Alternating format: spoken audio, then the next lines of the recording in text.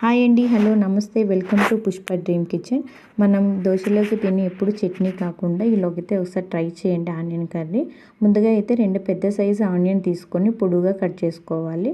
ఒక కడాయి పెట్టేసుకొని అందులో కొద్దిగా ఆయిల్ వేసి జీలకర్ర, ఆవాలు, కరివేపాకు, ఈ మనం కట్ చేసుకున్న ఆనియన్ ముక్కలు, పచ్చిమిర్చి, ఉప్పు, పసుపు అన్నీ వేసి మూత పెట్టి ఒక 2 మినిట్స్ అలా మగ్గనివ్వాలి. అది మగ్గేలోపు మనం ఇక్కడ మిక్సీ జార్ తీసుకొని అందులో కొన్ని పప్పులు మిక్సీ పట్టేసుకొని ఒక చిన్న గిన్నెలో వాటర్ వేసి కలిపెట్టేసుకోవాలి.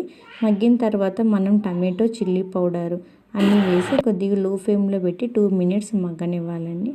మగ్గిన తర్వాత కొద్దిగా వాటర్ యాడ్ చేసుకోవాలి. ఒక చిన్న గ్లాస్ వాటర్ యాడ్ చేసేసుకొని లో ఫ్లేమ్లో ఉడకనివ్వాలి. ఉడికించిన తర్వాత మనం ముందుగా కలిపెట్టి పెట్టుకున్న పప్పుల పిండి మిశ్రమాన్ని ఇందులో యాడ్ చేసేసుకొని లో ఫ్లేమ్లో ఒక 5 మినిట్స్ అలా ఉడకనివ్వాలండి. తర్వాత కొద్దిగా కొత్తిమీర